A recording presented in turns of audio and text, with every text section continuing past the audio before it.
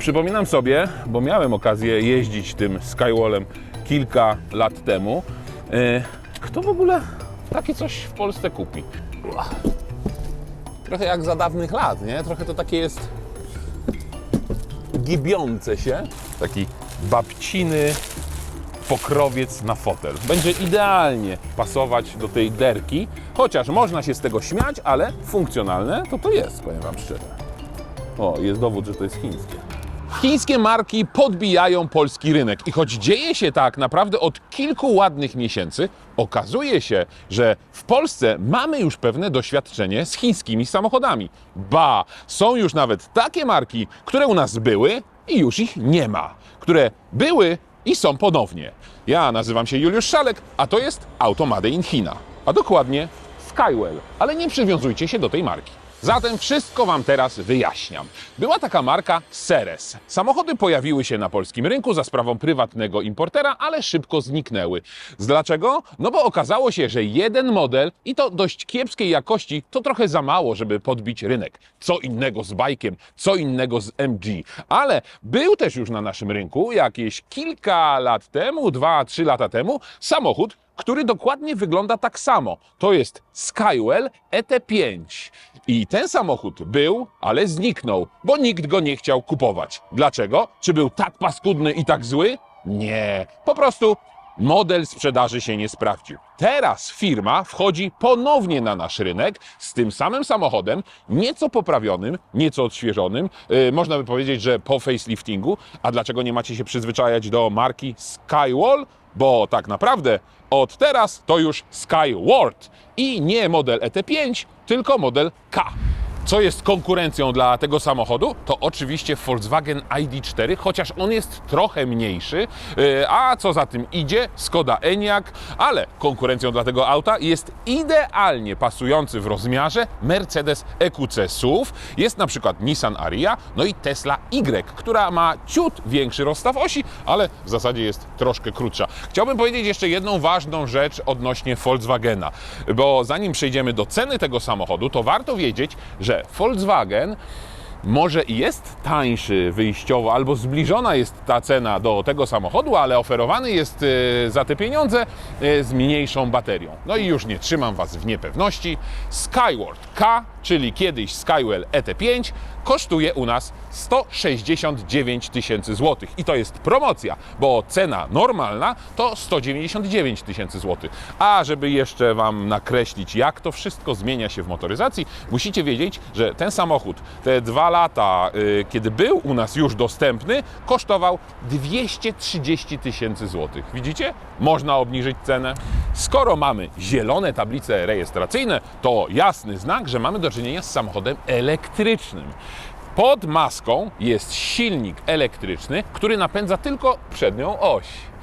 Moment obrotowy to 320 Nm. Moc 204 albo 201 koni mechanicznych, zależy gdzie szukamy informacji. A co z baterią? Bateria zamontowana jest nisko pod podłogą i ma 82 kWh.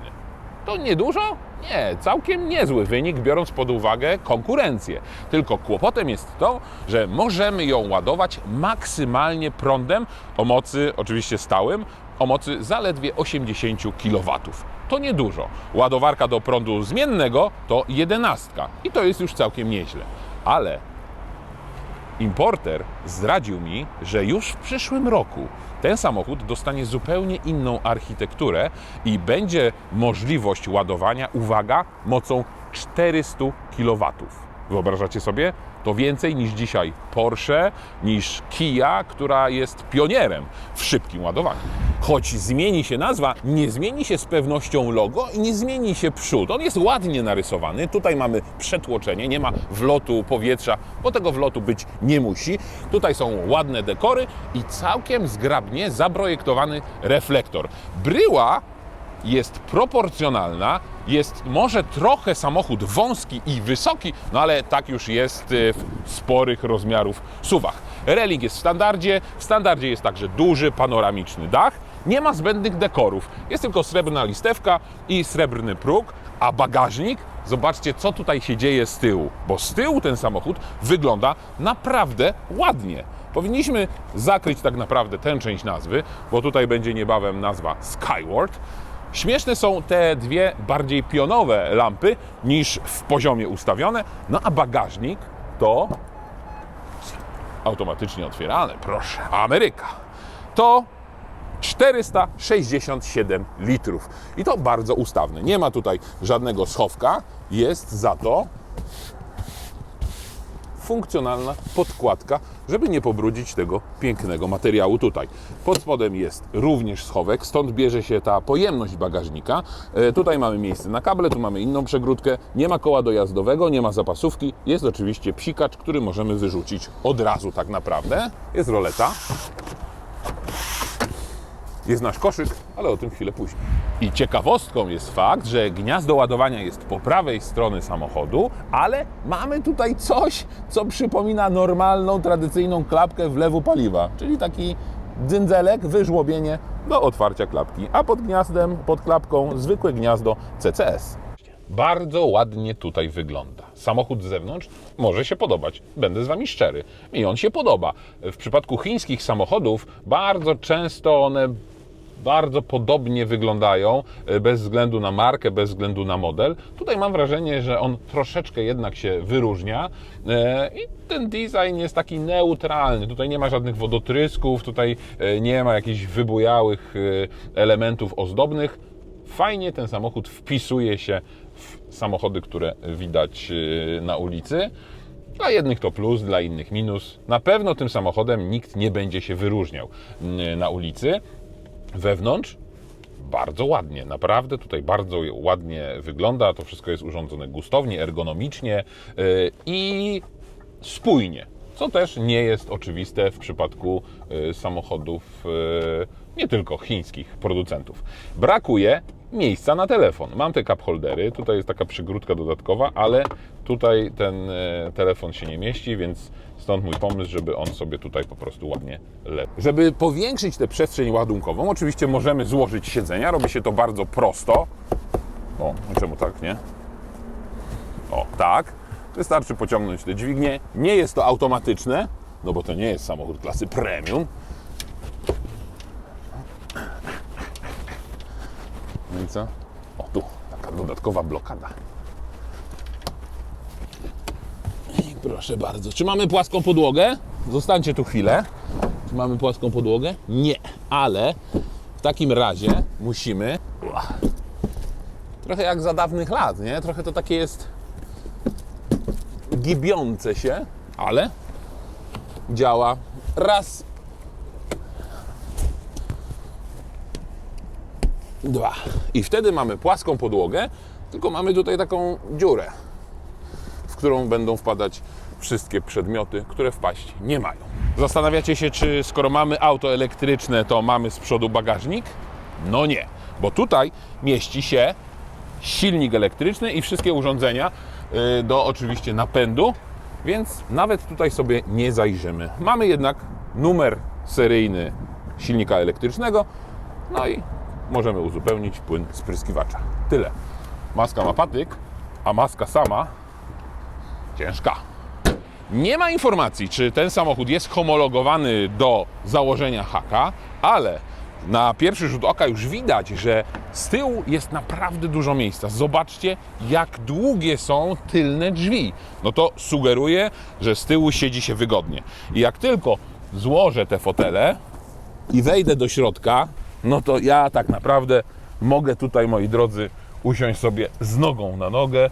Oparcie jest wysokie, zagłówek regulowany. Naprawdę to jest mój rozmiar. To jest naprawdę bardzo dużo miejsca. Dodatkowo mamy podłokietnik, dużo miejsca na nogi. Zastanawiające jest tylko to wykończenie. Przypominam sobie, bo miałem okazję jeździć tym Skywallem kilka lat temu. Kto w ogóle takie coś w Polsce kupi? W Chinach tego typu dywaniki są bardzo popularne, no ale w Polsce chyba się to nie przyjmie. Jeszcze z takim złotym wykończeniem. Coś w rodzaju Premium, Monaco, Gucci, Louis Vuitton. Z tyłu miejsca jest pod dostatkiem. Tutaj mamy 2 porty USB, gniazdko 230 i tylko kratki wylotu powietrza. Nie ma tutaj osobnego panelu do na przykład trzeciej strefy klimatyzacji, więc wszystko odbywa się na panelu głównym. Tu mamy jakieś dodatkowe przegródki na telefon, podłokietnik, ale zobaczcie, jak tutaj we wnętrzu jest ładnie. No, możemy się śmiać z jakości, chociaż powiem Wam szczerze, że to jest całkiem przyjemne w dotyku. To jest oczywiście ekologiczna skóra, czyli Skya. Te plastiki są twarde, ale miłe w dotyku. To jest wszystko miękko wykończone, ale to wygląda naprawdę całkiem jakościowo. Może nie jest jakościowe tak w dotyku, nie jest masywne, bo ta klameczka sprawia wrażenie w dotyku bardzo delikatnej, ale ten dekor drewniany jest ok. To nie jest srebrne ani satynowe, tylko takie zabarwione też na taki trochę brąz. Tu jest miłe w dotyku, tu jest miękkie, a tutaj już jest twardo. No a jeśli komuś tutaj na tylnym fotelu jest niewygodnie, no to zawsze można przesunąć pasażera bez jego zgody. Zakneblować i wyrzucić. O, a teraz? Mówiłem, że mogę siedzieć. Specjalnie takie ładne buty ubrałem. O, a tutaj to chyba nikt nie siedział w ogóle. Bo wiecie co, muszę się Wam przyznać do czegoś. Ten samochód dostaliśmy jako pierwsza redakcja w Polsce do testu. Miał 350-400 km, jak go dostaliśmy. I jeszcze miał zrywaną folię z foteli. Resztki jej zostały, na przykład na tej klameczce. Nikt wcześniej tutaj nie siedział. A skoro mamy do czynienia z zupełnie nowym samochodem, to nie możemy go zniszczyć. A skoro nie możemy go zniszczyć, to wpadliśmy na pomysł, że wykorzystamy do zabezpieczenia samochodu jeden z naszych gadżetów. Włączam maszynę losującą. Co Wy na to? Taki babciny pokrowiec na fotel. Będzie idealnie pasować do tej derki, chociaż można się z tego śmiać, ale funkcjonalne to jest, powiem Wam szczerze. O, jest dowód, że to jest chińskie. Tutaj nie ma żadnej technologii. To nie jest nanomateriał syntetyczny z włóknem, z nici posrebrzanej, ani technologią z zaszytymi chipami. To jest po prostu zwykły kawał szmaty, który kosztował 14 zł. Więc apel do... Może ktoś w Łodzi ma wolne przebiegi maszyny do szycia, może takie coś szyć. Bez transportu można było zrobić na tym niezły interes. To jest języczek na... Jeśli ma być tam, gdzie myślę, to nie wiem, co tam można sobie schować. To tak ma być. Telefon, tak, telefon. Jedno spostrzeżenie od razu. W wielu samochodach narzeka się na krótkie siedzisko. Jeśli to jest wyznacznikiem siedziska, to zobaczcie, siedzisko w tym samochodzie wystaje jeszcze kilka ładnych centymetrów i to nie jest kwestia podniesienia tutaj tego odcinka, tylko ten fotel taki jest, więc on naprawdę jest wygodny. Zobaczcie, to mogę jeszcze dodatkowo tutaj podbić. Dobra, zajmę się tutaj montowaniem tego. Z tyłu tymi gumkami. Tu jakiś taki, kurde, sucher. Bardzo słuszna uwaga Silnego. Róbmy po prostu konkurs. Musicie zasubskrybować nasz kanał, zalajkować nasz kanał na Instagramie i oczywiście napisać w komentarzu, komu przyda się derka, na przykład. Słuchajcie, wymyśliłem właśnie, że to może być idealny gadżet do na przykład psa. Jeśli ktoś ma psa, to może na tym pies być niekoniecznie w samochodzie. Więc jeśli ktoś ma ochotę na coś takiego, przypomnę, że to jest jeden z droższych gadżetów, który na razie pokazywaliśmy, 14 zł. No to piszcie. Mówiłem Wam, że dystrybucją tych samochodów w Europie zajęli się Turcy. No to właśnie, proszę bardzo, widać to na załączonym obrazku. Mamy flagę Turcji. Tutaj możemy sobie wgrywać dowolne zdjęcia, tworząc sobie galerię. Możemy konfigurować ten ekran, wrzucając tutaj jakieś widżety, które chcemy po prostu, żeby było. Tu na przykład jest radio. Podstawowe funkcje, klikamy jedną ikonkę, no i wszystko nam się wyświetla. Jest to przejrzyste, schludne, ale mam wrażenie, że trochę te animacje, trochę te graficzki trącą myszką. To jest absolutnie podstawowe. Wszystko tutaj jest podstawowe, co tak naprawdę jest. Tych funkcji też nie ma zbyt wiele. Czyli na przykład, jeśli weźmiemy funkcję samochodu, no to oczywiście ustawiamy tutaj światła, drzwi, możemy ustawić sobie poziom świateł. To właśnie tutaj z poziomu ekranu. Możemy także oczywiście zmienić jakby intensywność podświetlenia wszelkiego rodzaju przycisków.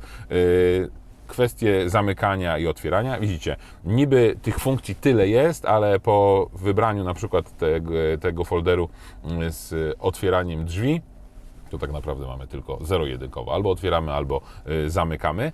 Mamy, i to jest ciekawe w tym samochodzie, mamy takie wybrane, zdefiniowane różnego rodzaju tematy, jak samochód ma świecić, jak ma wyglądać wnętrze, jak ma być to wszystko tutaj zaaranżowane. No i mamy na przykład scenariusz zdrowy albo szczęśliwy. No wybierzemy szczęśliwy, co tutaj no chwilowo nie może być to wybrane, ale z ciekawszych ustawień samochodu mamy dwa tryby pracy układu hamulcowego, czy samego pedału hamulcowego. I przyznam się Wam szczerze, że jak odebrałem ten samochód, to wydawał mi się ten hamulec taki bardzo, bardzo gumowy, no a taki właśnie jest w trybie komfort, więc zmieniam to oczywiście na tryb sport.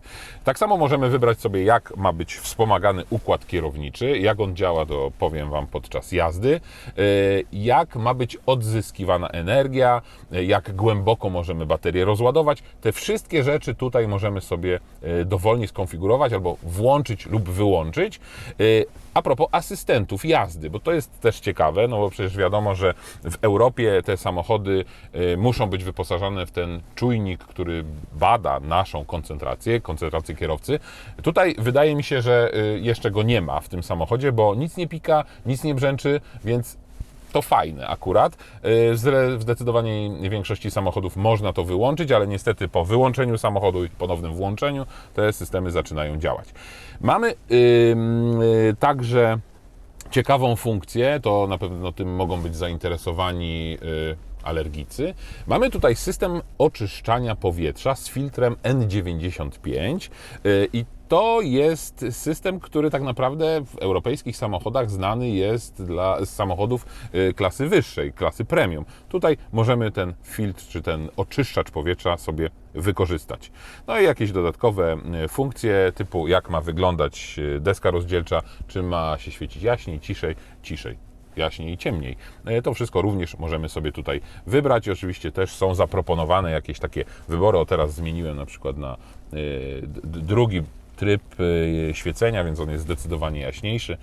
Możemy zmienić oczywiście na mile albo kilometry. I w zasadzie tyle funkcji tego samochodu, żeby ułatwić poruszanie po tym nieskomplikowanym menu. Mamy przycisk Home i to jest taki powrót do ekranu początkowego. Tu mamy oczywiście jeszcze kwestię ustawień Wi-Fi, bo w tym samochodzie jest Android Auto i Apple CarPlay, co nie zawsze jest oczywiste w samochodach made in China, a tak naprawdę made in China. Jeden ciekawy przycisk, który nie mam zielonego pojęcia, dlaczego został wyciągnięty z menu, to jest przycisk, a tak naprawdę miejsce dotykowe wyłączania ESC.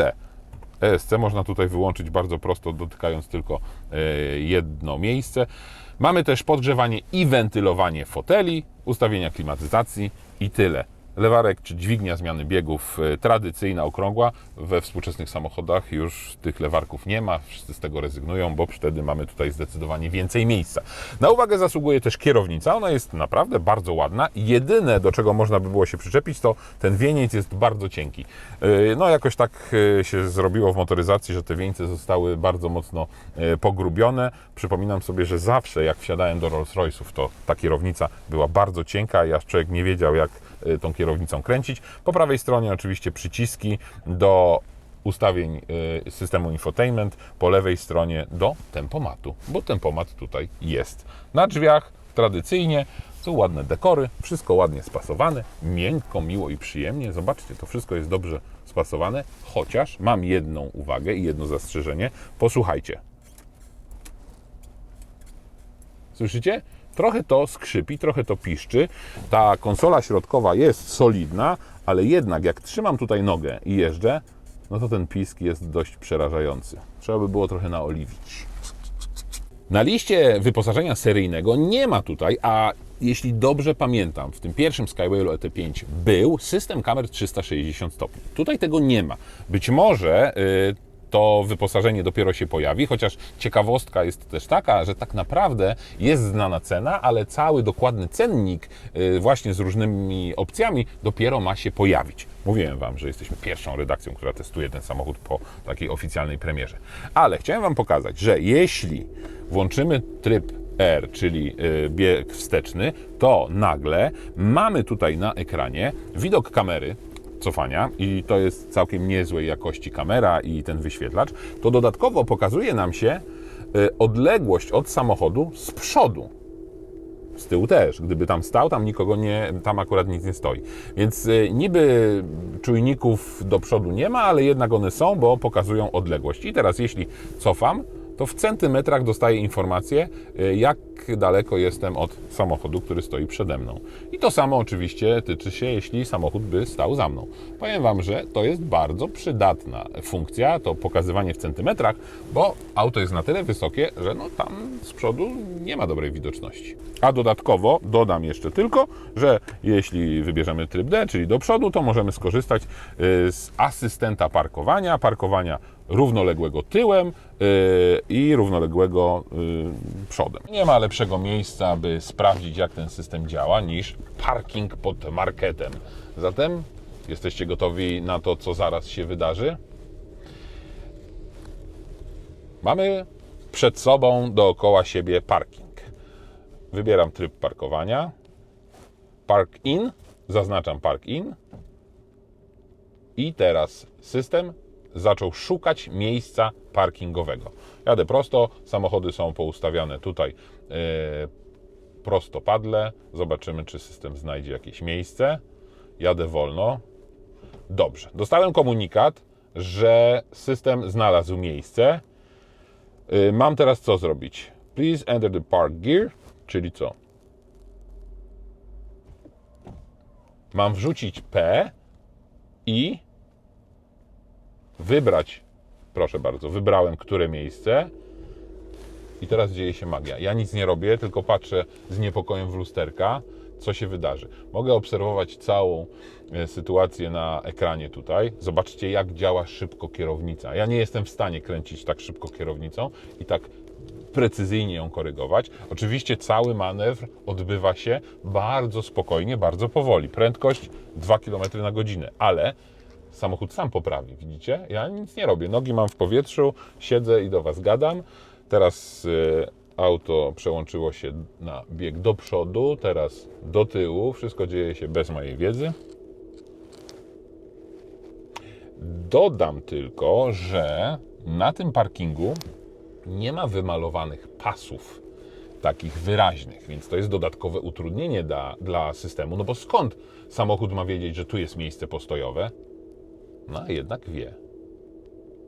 A tymi pasami jest tylko inny kolor po zbruku. No i proszę bardzo. Chwilę to trwało, ale się udało. I teraz ten sam manewr możemy powtórzyć przy wyjeżdżaniu z miejsca postojowego. Parking out wybieram wertykalnie w lewo. No wybieram i co? I nic, bo obok pani wyjechała i samochód już zwariował. No trudno, no, ale do przodu mogę wyjechać ręcznie, co? No, żeby było śmieszniej, to teraz nic nie mogę zrobić. Muszę wyjść najpierw. O dobra, wyjść z tego.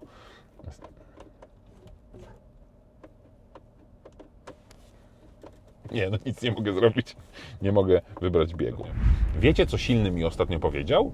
Powiedział mi, że nie muszę gadać przez cały czas, że czasami można dziób zamknąć. Oszalał. Jak to? Jechać i nic nie mówić? Jest niemożliwe. W moim przypadku to jest niemożliwe. Więc żeby nie jechać i nic nie mówić, tylko żeby coś powiedzieć i to jeszcze z sensem, to musicie wiedzieć, bo to jest ciekawa historia, że chińscy producenci mają różne podejście do tego, jak będą tworzyli swoją politykę modelową, jak w ogóle ta marka będzie wyglądała i czym będzie się wyróżniać na tle naprawdę dużej ilości tych różnych marek i różnych modeli. I Skywell wymyślił sobie, a tak naprawdę właściciel, czyli firma, która nazywa się Golden Dragon Bus, bo to jest firma, która tak naprawdę zaczęła w ogóle swoją przygodę z motoryzacją od autobusów elektrycznych. Dopiero później wydzieliła oddział firmy, który nazywał się Skywell New Energy. Została powołana do właśnie budowy samochodów elektrycznych. Teraz przemianowała się na Skyworth i produkuje samochody elektryczne. Ale tak naprawdę ten koncern zasłynął także z produkcji sprzętu AGD i elektroniki użytkowej. Dobrej jakości, inteligentnej, właśnie opartej na takich rozwiązaniach nowoczesnych łączenia się przez sieć internet. I możemy sobie kupić na przykład telewizory, na przykład odtwarzacze, na przykład lodówki, pralki marki Skyworth. I pomysł na tę markę jest właśnie taki, by obok samochodu kupić sobie pralkę albo lodówkę. Obok pralki i lodówki kupić sobie samochód. Nam może się wydawać to śmieszne, no bo jak? Idziemy do takiego, nazwijmy to, Mediamarktu i obok pralek, lodówek, kuchenek kupujemy samochód? No ale spójrzmy na to inaczej. Firma Xiaomi, znana u nas, to też jest marka technologiczna, która produkuje telefony i też produkuje samochody i to bardzo zaawansowane samochody. Na razie jest tylko jeden model. No więc tutaj Skyworth chce pójść tą samą ścieżką, oczywiście nie ograniczając się tylko i wyłącznie do lodówek i pralek, bo plany są ambitne. Już teraz oprócz tego modelu są dwa inne modele, a w Polsce ma się niebawem pojawić sedan i co ciekawe i co istotne, ma się pojawić także, uwaga, ten model, czyli model K z napędem hybrydowym. Do napędu tego samochodu posłuży silnik benzynowy 1.5 turbo, oczywiście i silnik elektryczny. I to według zapowiedzi ma się wydarzyć wszystko jeszcze w tym roku. Niesamowite. Dobra, przechodząc teraz do tego samochodu konkretnie, wygląda ładnie, w środku wygląda równie zgrabnie, no ale pytanie, jak jeździ? No i tutaj już nie będzie tak różowo i kolorowo, bo ten samochód, jak jedziemy sobie spokojnie, 60 km na godzinę, to jeździ całkiem nieźle. No ale co? Jeździ, skręca, hamuje. Kierownica faktycznie jest bardzo cienka, ale to nie największe zmartwienie. Ten układ jest bardzo mocno wspomagany i nie mam takiej pewności, co dzieje się z przednimi kołami. Mam wrażenie, że ten układ jest trochę taki bardzo rozlazły. Zresztą to samo tyczy się zawieszenia. Jeśli jedziemy na równej nawierzchni, to nie ma problemu, ale jeśli wjedziemy na nierówne, jakieś dziury, nie daj Boże poprzeczne nierówności, to mam wrażenie, że tutaj każde koło żyje własnym życiem. Z przodu niby kolumna McPhersona, z tyłu belka skrętna, czyli standardowo to, co w samochodzie być powinno, sprawdzony układ, no ale tutaj jednak jakoś inaczej działa. No dobrze, ale jedziemy sobie spokojnie 60-70 km na godzinę. A co, jeśli przyspieszymy? 204 konie to nie w kij dmuchał, więc to poczucie dynamiki jest całkiem zadowalające. Gorzej jednak, jeśli dodamy trochę gazu, odpuścimy, spojrzymy, czy coś jedzie i wciskamy drugi raz. Odpowiedź na wciskanie pedału gazu jest bardzo, ale to bardzo spowolniona. Działa to mniej więcej tak. Wciskam pedał gazu i dopiero teraz czuję przyspieszenie. Niby w papierach 7,9, ale mam wrażenie, że to jest wynik trudny do osiągnięcia. Ma ten samochód także trochę kłopot z trakcją. Czyli jeśli spadnie deszcz i dodamy tego gazu i ten samochód po chwili zacznie faktycznie odpowiadać na to, co zrobiliśmy z pedałem gazu, to trakcja gdzieś tam zostanie utracona. Oczywiście systemy zadziałają, no ale jest to nieprzyjemne. Więc o ile podczas jazdy w trasie nie jest to uciążliwe, tak w mieście, gdzie dojeżdżamy do skrzyżowania, zwalniamy, znowu przyspieszamy, to może być trochę irytujące. Oczywiście weźmy pod uwagę, że no ja akurat do tego samochodu przesiadłem się z NIO EL 7, samochodu, który miał 653 konie mechaniczne i to jest zupełnie inne poczucie dynamiki, no i samochód zupełnie innego segmentu, innej klasy, więc można mieć zastrzeżenia co do jazdy, co do charakteru, co do stylu jazdy tego auta, ale dla przeciętnego kierowcy jazda tym samochodem będzie jednak przyjemna. W momencie, gdy wsiadłem do tego samochodu, to zresetowałem licznik spalania, a tak naprawdę licznik zużycia energii.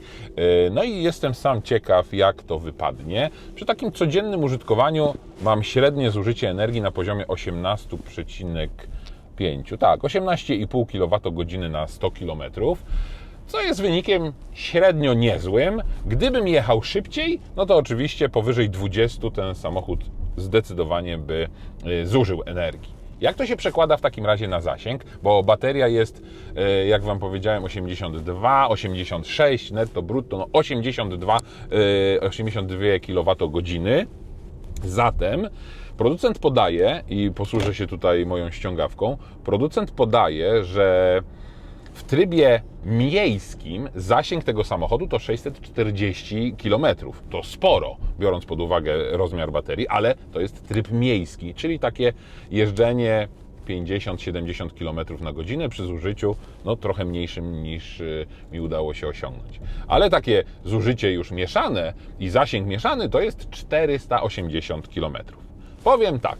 Oczywiście można różnie jeździć, można jeździć o kropelkę, można osiągać rekordy. Ja w momencie, gdy wsiadłem do tego samochodu, bateria była naładowana na 100% i zauważyłem, że zasięg to jest 350 km. Biorąc pod uwagę normalne użytkowanie tego samochodu, zasięg może wynieść 300 km.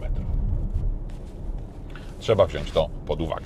Nie mogę się także przyzwyczaić do pozycji za kierownicą. Niby ona jest ok i im dłużej jeżdżę tym samochodem, to jednak przyzwyczajam się, ale chciałbym siedzieć trochę niżej. To siedzisko jest naprawdę bardzo fajnie długie.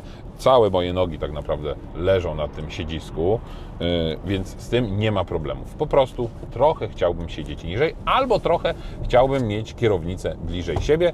Co istotne, ta kierownica jest regulowana w dwóch płaszczyznach. Zobaczcie tylko, jak ona tak się trochę też żyje własnym życiem. Nie jest taka mięsista. Ten mechanizm nie jest taki spójny. I mam wrażenie, jeżdżąc tym samochodem, że cały Skywell zwany Skywartem jest właśnie takim troszkę rozlazłym samochodem. Tutaj przydałoby się trochę popracować nad taką precyzją tych wszystkich mechanizmów. Bo ten samochód naprawdę bardzo ładnie wygląda i może się podobać w środku, tylko troszkę z tą jazdą jeszcze jest do poprawienia. O, i to jest świetne miejsce, żeby sprawdzić, jak ten samochód zachowuje się na takiej dziurawej drodze. No i tak jest właśnie, że mam wrażenie, że on nie jest spójny, że on jest troszkę rozlazły. Przy wyższych prędkościach zaczyna być nawet słychać to zawieszenie, więc nie jest to przyjemne. Można by było nad tym popracować, trzeba po prostu nad tym trochę popracować. Zaraz jeszcze przyspieszę na tych dziurach. No i jeszcze na takim dziurawym asfalcie słychać ten pisk tej konsoli środkowej. To jest bardzo irytujące. Słyszycie? Ale dzisiaj się czepiam, Boże Święty. Też nie jestem zwolennikiem szybkiej jazdy po dziurach, no bo to nie o to chodzi, żeby po dziurawej nawierzchni jeździć nie wiadomo z jaką prędkością, ale te poprzeczne nierówności no nie są czymś, co ten samochód lubi. Jeśli jedziemy takie 40, 50, no to jakoś się potem przetoczymy, ale wystarczy troszkę szybciej albo wystarczy jakieś większe nierówności. O właśnie. Reasumując, 169 000 złotych za tak olbrzymi samochód to jest, wydaje się, niezła oferta. Volkswagen z zdecydowanie mniejszą baterią kosztuje Podobnie, 190 000 złotych trzeba dać za Volkswagena ID4 z baterią 52. Ale jeśli wybierzemy sobie porównywalną baterię, no w Volkswagenie jest 77 największa na razie, tutaj 82, no to już wtedy cena Volkswagena szybuje do 220. Ale tam mamy 286 koni mechanicznych, a tutaj cały czas te 204 konie. To nie jest mało. To w zupełności wystarczy na dynamiczną jazdę. Pamiętajmy, że mamy naprawdę kawał solidnego, wygodnego samochodu i za każdym razem jak zerkam na tylną kanapę, no to nie mogę się nadziwić, ile tam jest miejsca. A jeszcze przecież mamy miejsca przecież w bagażniku. No tak. Czy zatem to jest niezła oferta na naszym rynku? Pewnie tak i pewnie wiele osób zdecydowałoby się na ten samochód, tym bardziej, że producent daje na ten samochód aż 8 lat gwarancji i 150 000 limitu przebiegu. No tak, w przypadku samochodów elektrycznych te 8 lat to jest takie dobre rozwiązanie, które ma zachęcić klientów do tego, żeby właśnie kupić ten samochód. A na koniec żenujący żart prowadzącego. Co robi Arka w garderobie? Przymierza.